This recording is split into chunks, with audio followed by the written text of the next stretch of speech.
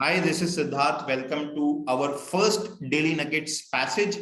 Now, the purpose of Daily Nuggets is that I want to show you how to read a passage. Of course, we have learned all the concepts over the CR Nuggets program, but then students started to say that they find it difficult to understand how to attempt a passage, what things to read, what things to focus on when we read a passage. So for this purpose only, I have started off with the Daily Nugget series. This is the first video, and that is why it is important for me that I set the entire context of what we are going to do. So in Daily Nuggets, what I am going to do is I will be giving you one passage, and of course you must have taken that passage as a test, and only then you are watching this video. That's my assumption. And I will be breaking down the passage into its key element. That is what my purpose is, so that when in the actual CLAT exam you come across a passage, you know that which are the areas to focus upon, right? And of course I will be giving you 5 questions around the passage. The questions are something will be somewhat closely related to what comes in the actual CLAT exam. So everything will be as per what is being asked in the CLAT exam in the previous 2 years. I don't believe in giving unnecessarily difficult passage. Let us stick to the standard that CLAT gives, that other law entrance exams give over the period of time, that what we have observed on the basis of that.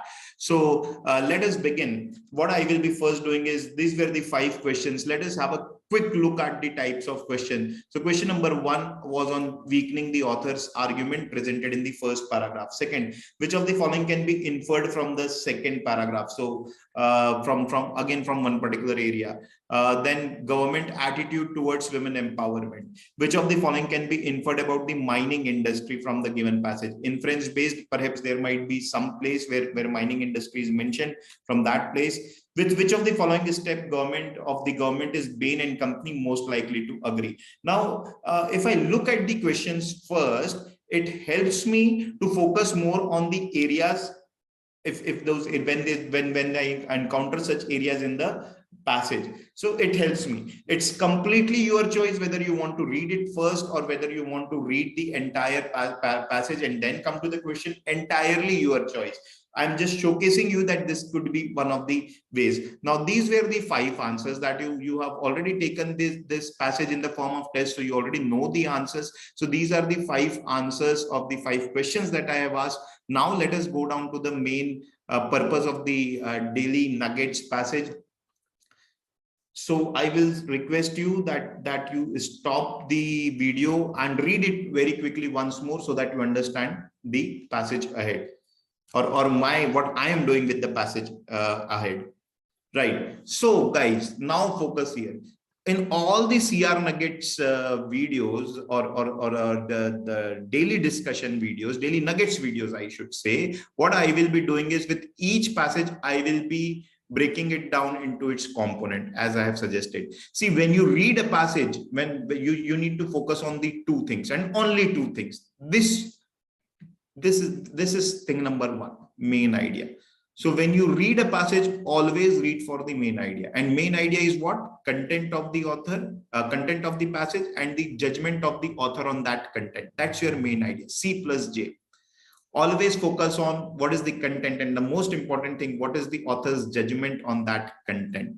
That should be your objective. And judgment is, we can also say, author's opinion on that topic. All right. The thing number 2 is the organization of the passage. So how has author organized his thoughts to arrive at the main idea? The main idea part is, of course, the author's opinion. We are saying the judgment part. How has he organized the entire passage to arrive at the main idea? What's the context that is being said? What are the premises? Whether he has used facts, logic, or explanation, or he has used quotes of some other person. So I will be dealing with all these things. Now, coming to this particular specific passage, let us focus on what the passage is talking about. It has been proven time and again that when more women enter the workforce, economies grow faster. When women are empowered, the battle to eradicate poverty is more fruitful. Studies conducted in various nations have proven that there is a direct correlation between greater gender diversity and higher GDPs. Now, I look at the first paragraph, 3-line paragraph, there is no such thing as a strong opinion of the author. What author is saying is studies conducted have shown, it has been proven time and again. So these are more the lines which are setting the context for the author's opinion. But yes, the first line gives me indication that author is going to talk about the contribution of women in the workforce, because the entire paragraph talks about when women enters the workforce, economies grow faster. When women are empowered, things GDP becomes high, something of that sort. So this is the context. Now when I read the next paragraph, the first line, we must ensure that all of India's women get equal access to these things. We must ensure. Now this is a statement. This is a statement which is author's opinion. So things in yellow in this paragraph are author's opinion. Now to substantiate upon the opinion, or his opinion, what author is saying is, by empowering women, we increase their rights to economic resources as well as their decision-making power. This in turn benefits their household and their communities. Women begin investing more time in children's education, so on and so forth. So basic thing is that he is saying that we need to give women equal access to these things, because once we do, other things are following and nation will reap benefits of economic prosperity. So these things in the second paragraph, which are not in yellow, author is giving his logic that why he believes, a premise, why he believes that women should be given equal access. Please remember, guys, now when I'm breaking down the passage, don't be very, hard and fast kind of, don't have something very hard and fast in your mind that, okay, whether this is a fact or this is a logic or this is an explanation. Let us keep things simple. Anything that is not an opinion or anything that is giving the explanation of the opinion, we will say it's a premise on which author is coming to you. That's the simplest thing that you can think of. I am breaking it down, but you don't need to do it in the actual exam. I am doing it to show you that opinions matter more. Now in the second paragraph again, if women are not empowered, the nation's economy loses. This is again author's opinion. And how has he substantiated on it? By giving the study, by saying that a recent study of World Bank has found these things. So a lot of facts been given. So he has used facts to say what he wants to say. And that's in the first line of this paragraph. And the last line, of course, right from boardroom representation to entry-level roles, India is striving hard to ensure balance in gender diversity. Okay, fine. Now again, in the next paragraph, according to the report by Bain and Company. So there was a question on Bain and Company. We can read it. You should read it in a proper manner because there was a question asked. And the entire paragraph is about that, how India is striving to ensure gender diversity. This is not to say that progress has not been made. This is not to say progress has not been made. In what sense? Because he's saying that India needs to strive more for gender diversity. And author is saying that I'm not saying that progress has not been made. These lines are again acting as the evidence for this particular opinion of the author. Similarly, in the last paragraph is specific to mining industry. Author is saying even in the mining industry, more and more women are taking up the unconventional roles, whether it be working at mining sites, this. Glass ceilings are beginning to shatter, but there is a lot more to be done. Again, author's opinion, right? So things in yellow are author's opinion. And now if I have to write down the main idea, my content is women representation in the workforce in India. Basically, how fairly women are getting represented and what will be the advantages if women are represented in a fair way. That's the content. What is author's judgment? Look at the lines in yellow. Women are not empowered. If women are not empowered, then economy will lose. That's what he was saying.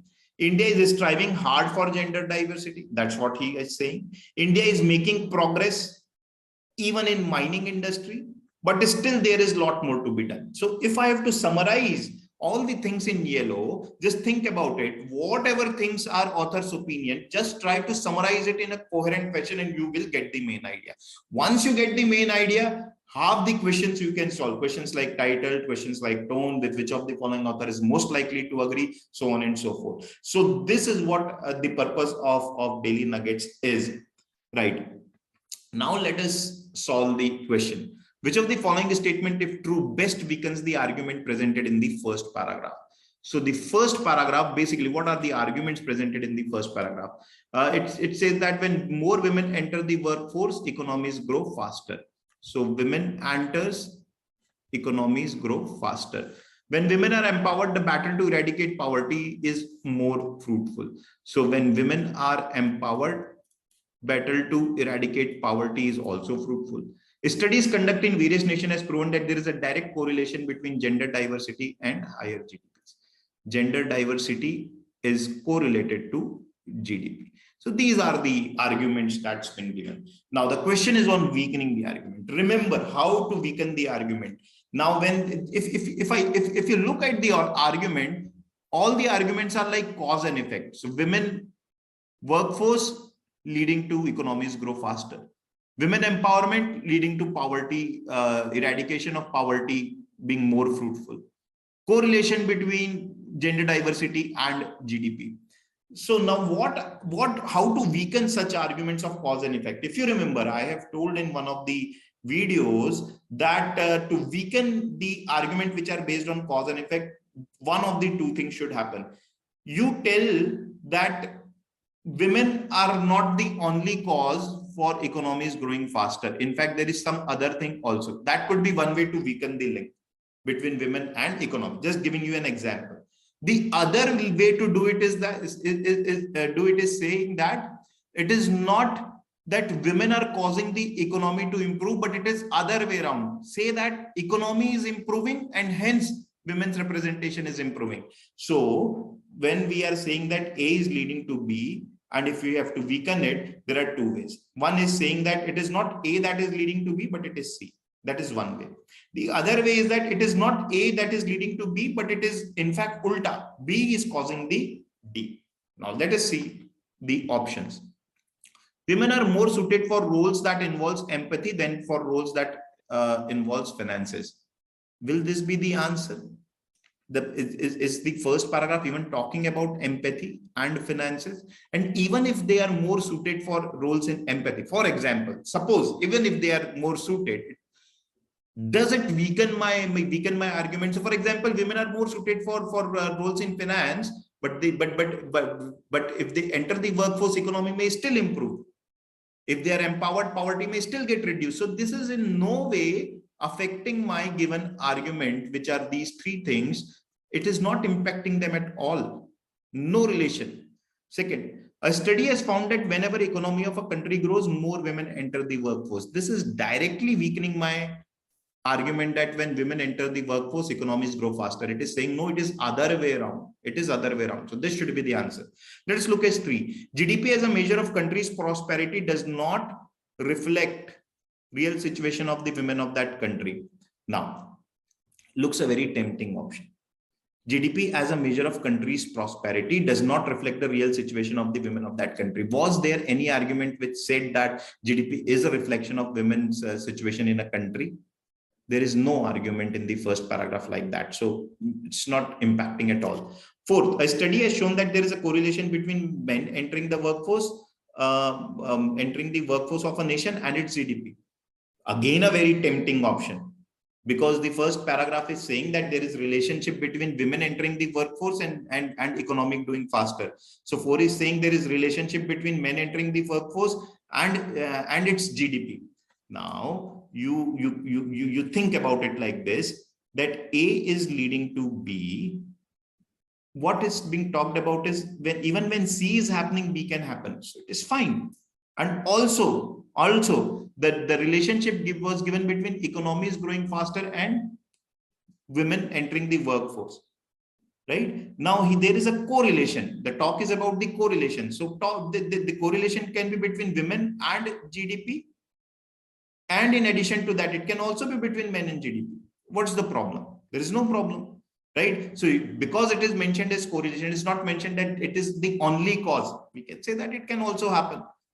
So there can be relationship between men entering and a GDP of a nation. In fact, this is what the last line is also saying. Greater the gender diversity, higher the GDPs. So gender diversity means both men and women entering the workforce. If only women are entering, then GDP may not do well. If only men are entering, then GDP may not do well.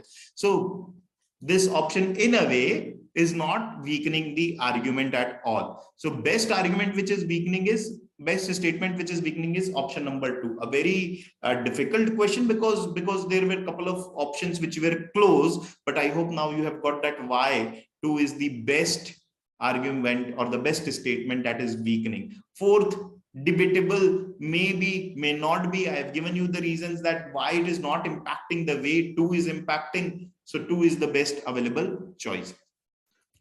Let us see which of the following can be inferred from the second paragraph of the passage. So this is about the second paragraph.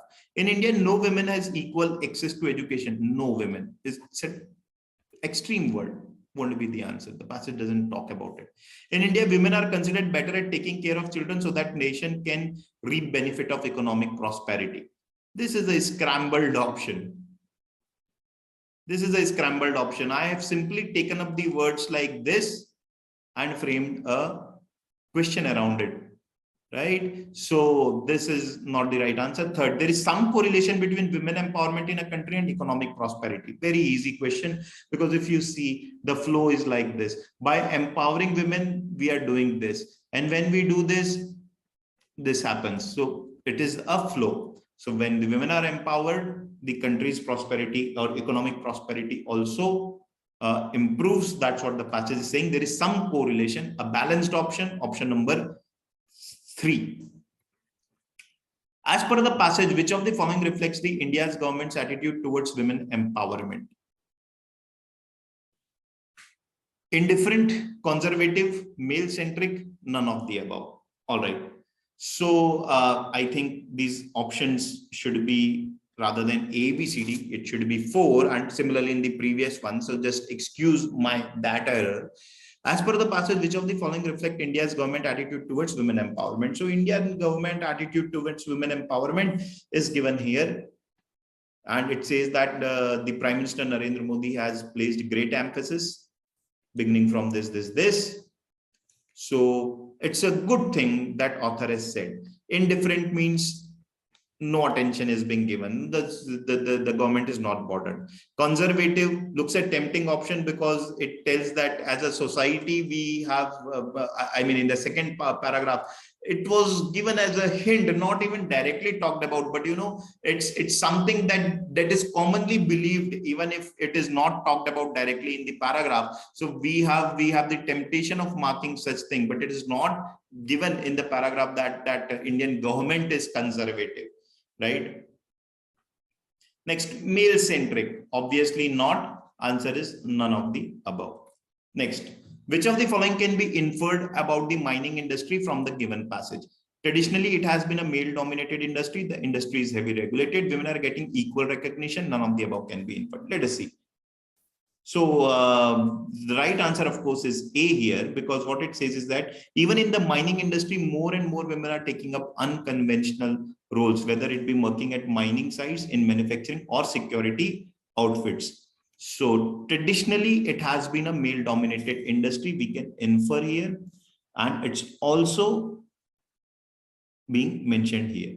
Unfortunately, until recently, mining was perceived as men's domain. So because of these lines, we can say A is the right answer. What is B? The industry is heavily regulated. Is it mentioned? There is something related to regulation which is being mentioned. The physical nature of the work and the use of heavy equipment made regulators shy away. So what is it that I have picked up word heavy, which was used with equipment, and I picked up word regulator and framed a question around option around it. So this is a scrambled option. Can't be the answer. See, women are getting equal recognition in the industry. So can we say that women are getting equally recognition? Cannot say about equal recognition. It just says that glass ceilings are being shattered and things are happening, for the betterment. So answer is option number A. Last, with which of the following step of government is Bain and Company most likely to agree? So Bain and Company said that female entrepreneurs can generate these many jobs in India. That's more so why such entrepreneurs must be supported. So Bain and Company is saying that entrepreneurs should be supported. Female entrepreneurs can generate 150 to 170 million job opportunities. So special focus on health and well-being, not related to entrepreneurship. Giving top ministerial portfolios to women, not related to entrepreneurship. Making business loans easily accessible to women, yes, because that's what they are saying. Entrepreneurs must be supported. Providing more job opportunities, the job, or it is not about job opportunities, it is about entrepreneurship. So that is why answer is option number C. So that is it. Thank you very much. I hope you learned how to break down the passage, and in coming videos I will be doing the same thing, so that by the end of 10-12 videos on of daily nuggets, you are yourself comfortable with how to break down the passage into its key element. Remember, the most important thing is identifying what are the things to focus upon when you read a passage. Thank you.